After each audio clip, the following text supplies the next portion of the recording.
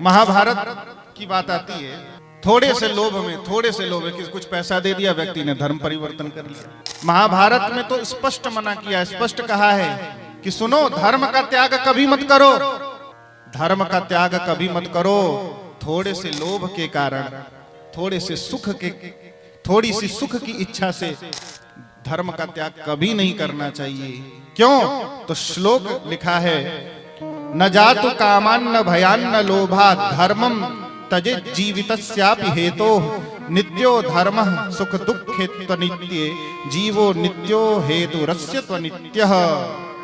कभी भी महाराज धर्म का त्याग मत करो, चाहे सुख मिले या दुख मिले, धर्म का त्याग मत करो।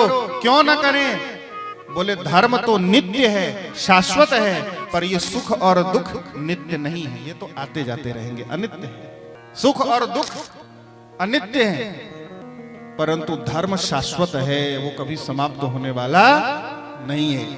महाराणा प्रताप चाहते हैं तो क्या वो भी समझौता कर सकते थे, पर घास की रोटी खाना स्वीकार किया उस व्यक्ति ने, पर धर्म का त्याग नहीं किया।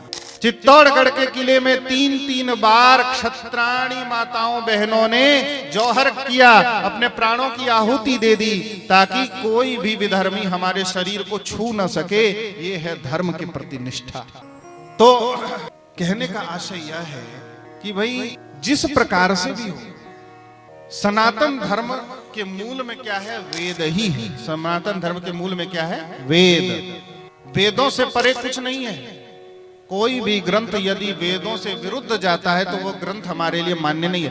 अच्छा, महात्मा बुद्ध के जो अनुयायी हैं वो बौद्ध कहलाते हैं,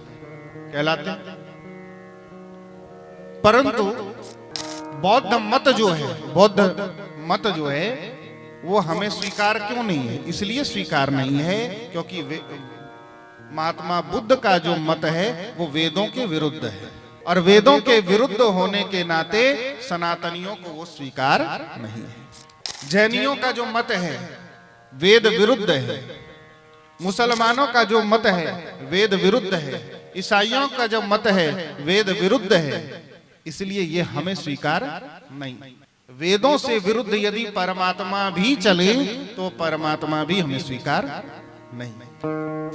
चाहे वो श्री राम के रूप में आए अथवा श्री कृष्ण के रूप में आए, जिस भी रूप में आए, आकर वो वेदों की ही महिमा का गायन करते हैं, वेदानुकूल आचरण करते हैं, लोगों को वेद के मार्ग पर चलने की प्रेरणा देते हैं। जिस दिन श्री राम श्री कृष्ण वेद मार्ग को छोड़कर चलने लगे तो कोई न महात्मा उनको ईश्वर मानेगा, नहीं कोई मानेगा, कोई नहीं मानेगा। हमारे ईश्वर भैया वेदों को लेकर ही, वेद ने कह दिया कि ईश्वर का स्वरूप ये है तो ऐसा ही ईश्वर है।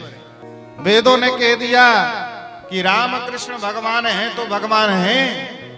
वेदों ने जो कह दिया वो कह दिया, उस पर फिर आपकी रबर नहीं चलने वाली, उस पे आप टिप्पणी नहीं कर सकते। और ऐसे ही वेद कहते हैं, वेदों का सिद्धांत क्या है? एकम सद विप्रा बहुधा वदन्ति। सत्य तो एक ही है, ईश्वर एक ही है, परंतु जो विद्वान लोग होते हैं उनको भिन्न भिन्न रूपों में देखते हैं। कोई उनको राम के रूप में देखता है, कोई श्याम के रूप में देखता है, कोई दुर्गा के रूप में देखता है, कोई गणपति के रूप में देखता है, कोई सूर्य नारायण के रूप में देखता है, कोई शिव के रूप में देखता है। इसलिए ईश्वर तो भागवत के प्रारंभ में जो श्लोक में सत्यम परम धीमहि कहा, वह ईश्वर सत्य ही है। जिस रूप के आप उपासक हैं, पर वह सत्य स्वरूप ही परमात्मा है और कुछ नहीं।